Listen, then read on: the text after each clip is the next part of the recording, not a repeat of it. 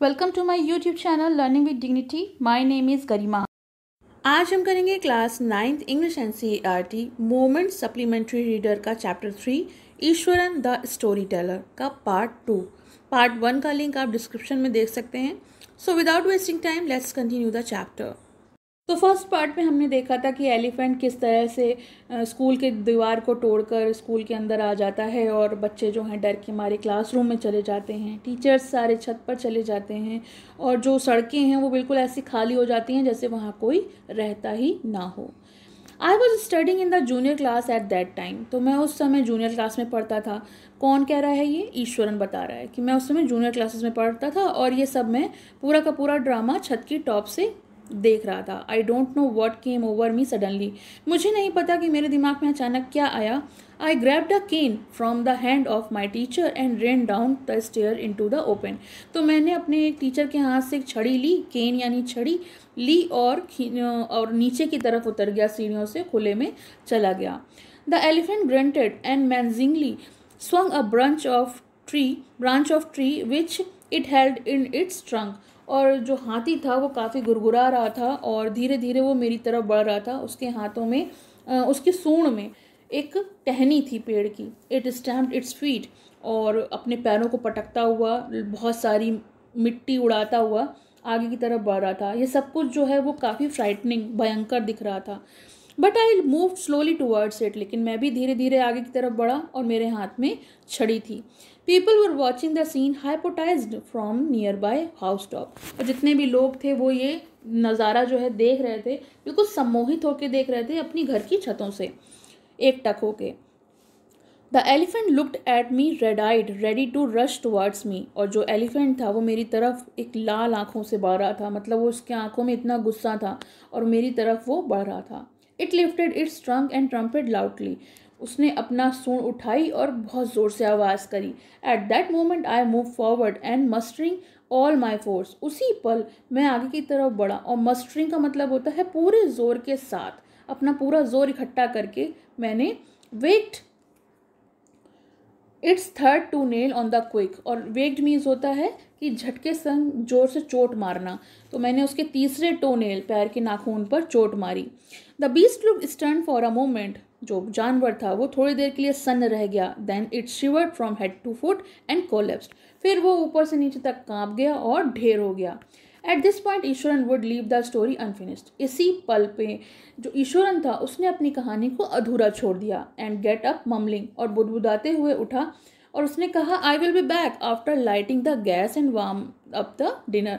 मैं अभी आता हूँ, जरा गैस जला दूँ और रात का जो भोजन है उसे गर्म करने रख दूँ। Mahendra who had been listening with rapt, Mahendra जो उसकी कहानी को इतने मग्न होकर सुन रहा था, वो आधे में ही लटक गया। When he returned, Eswaran would not pick up the thread of the story right away। जब वो लौट कर आया, रात का भोजन गर्म करने गया था, जब वो लौट कर आया तो ईश्वरन ने वहीं से कहानी नहीं शुरू की जहाँ पर छोड़ी थी। Mahendra would have to remind him, और महेंद्र को उसे याद दिलाना पड़ा कि भैया अभी ये अंत जो है वो बाकी है, आगे भी तो बताओ। Well a veterinary doctor was summoned to revive the animal. तो उसने कहा हाँ, फिर एक वेटनरी डॉक्टर, जो जानवरों का डॉक्टर होता है, उसे बुलाया गया और उस जानवर को पुनः वैसे ही करने के लिए जैसे कि वो पहले था।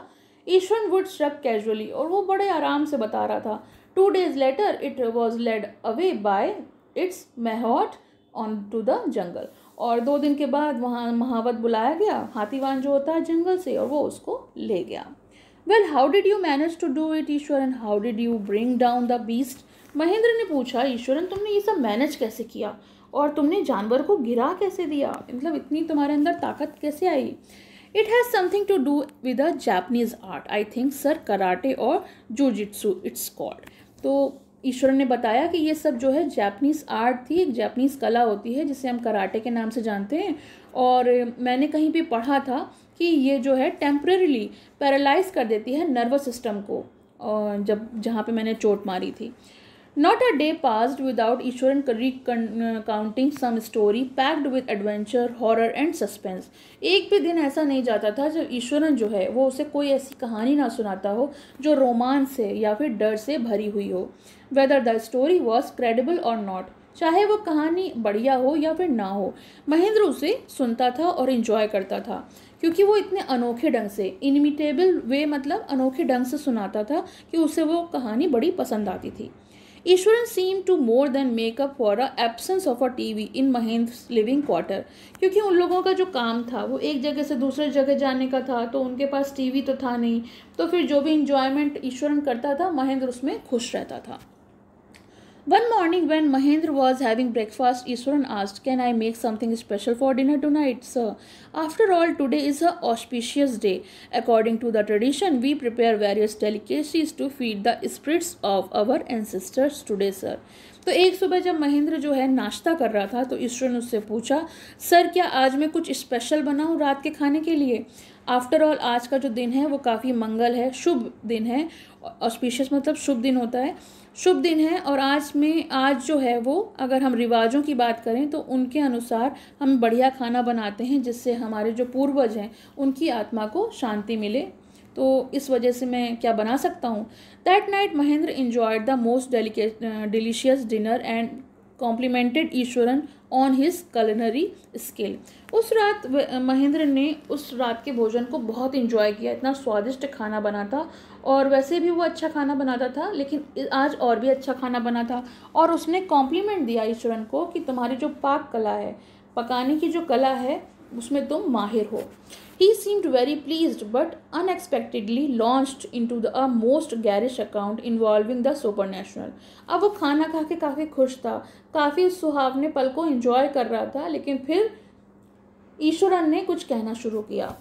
सुपरनेचुरल मतलब अलौकिक शक्तियाँ जो होती हैं। You know sir, this entire factory area we were occupying was once a burial ground.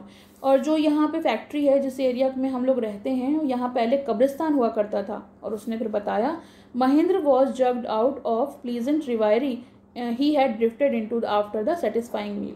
अब वो खाना खा के इतना संतुष्ट हो गया था, उस पल को एंजॉय कर रहा था, एकदम से वो सन्न रह गया। I knew on the first day itself when I saw the human skull lying on the path. Even now I come across a number of skull and bones. Ishwar continued.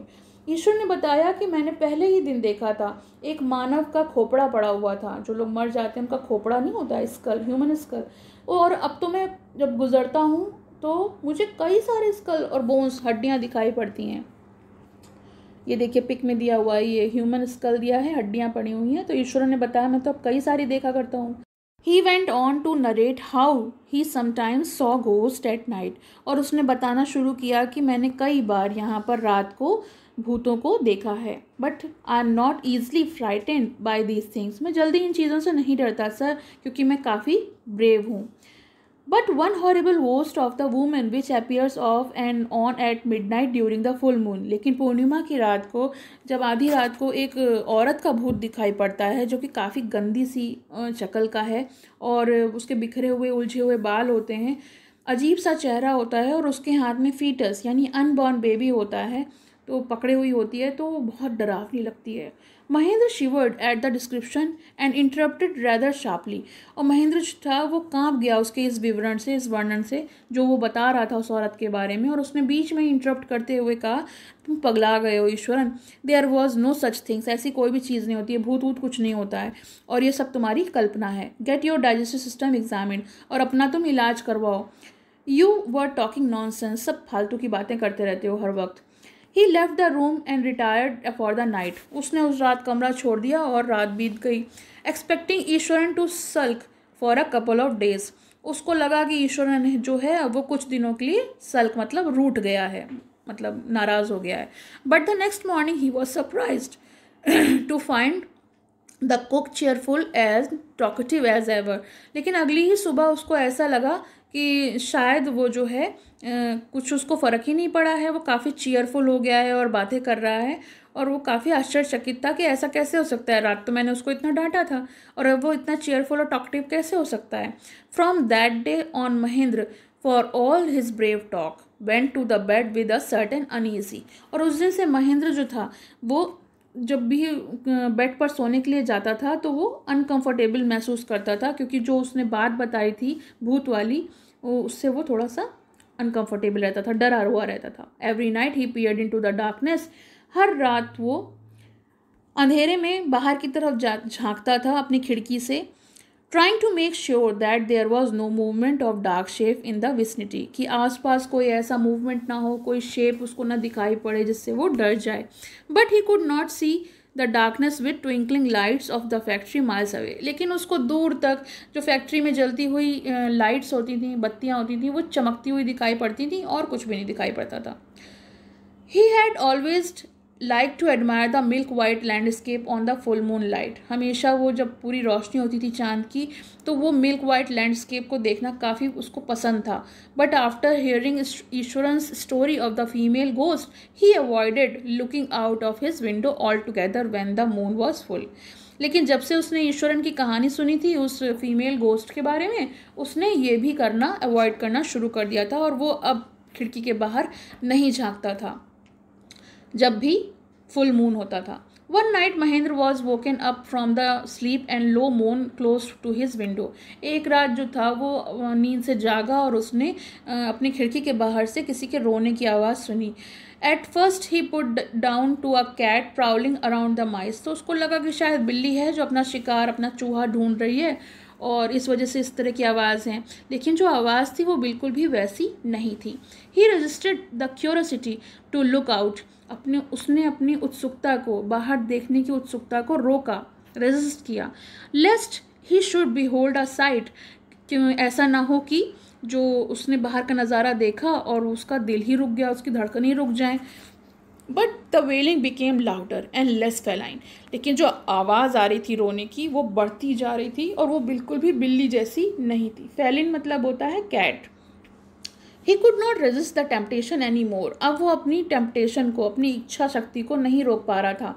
इसलिए उसने क्या किया, उसने विंडो सिल, जो खिड़की की चौखट होती है, उसमें जैसे जरा सी बस आंखें भर निकाल के देखने की कोशिश करी, झांक के देखने की कोशिश करी कि बाहर क्या हो रहा है. There not too far away was a dark cloudy form clutching a bundle. थोड़े ही दूर पर बिल्कुल एक बादलों का जो झुंड होता है वो उसको दिखाई पड़ा, अजीब सा. Mahendra broke into the cold sweat. Mahendra के तो पसीने पसीने छूट गए और वो वापस अपने तकिए पर आकर लेट गया. पैंटिंग होता है सांस फूलना, हाँपना, और वो हाँपते हुए डर के सहारे वो लेट गया. As he gradually recovered from the ghastly experience, he began to reason with himself. और जब उसने धीरे धीरे अपने आप को इस ghastly, इस भूतिया अनुभव से बाहर निकाला, क्योंकि थोड़ी देर बाद उसने अपने आप को रिकवर किया, तो उसने सोचा कि कोई कारण नहीं है. Finally conclude that it must have the some sort of auto suggestion. उसने सोचा ये शायद मेरे अंतर्मन का वहम है और ये कोई ट्रिक है किसी के मतलब किसी ने उसके संग प्ले किया है, मतलब कोई छल किया है. लेकिन वो सब कुछ भुला देना चाहता था, ये कह के कि शायद ये मेरा वहम है. But the time he had got up in the morning, had a bath and come out to have his breakfast, the horror of the previous night had faded from his memory.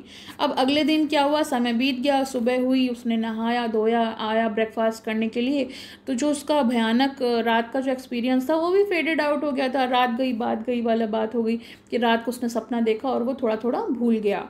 Ishwar greeted him. ईश्वर ने उसको greet किया at the door and उसको lunch packet दिया, उसका bag दिया.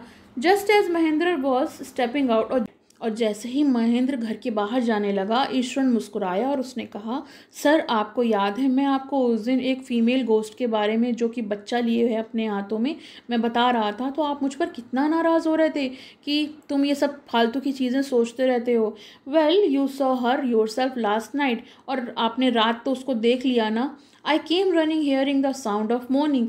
मैं रोने की आवाज़ सुनकर आपके कमरे की तरफ दौड़ा हुआ आया था. मैंने सुना था कि आपके कमरे में कोई है. The chill went down Mahendra spine. और अब तो महेंद्र सन्न रह गया, उसके पूरे शरीर में जैसे बिजली दौड़ गई हो. He did not wait for Iswaran to complete his sentence. उसने इस बात का इंतज़ार भी नहीं किया कि ईश्वरन अपने वाक्य को, अपने सेंटेंस को पूरा करे. वो जल्दी जल्दी ऑफिस गया, अपने हाथों में कुछ पेपर लिए और उसने ये तय कर लिया कि अब वो उस भूतिया जगह को अगले ही दिन छोड़ देगा. So the story is written by R K. Laxman. आपको कैसी लगी कमेंट सेक्शन में ज़रूर बताइएगा और पसंद आए तो लाइक का बटन दबाइएगा. पसंद आया हो तो लाइक करें, शेयर करें और चैनल को सब्सक्राइब करें.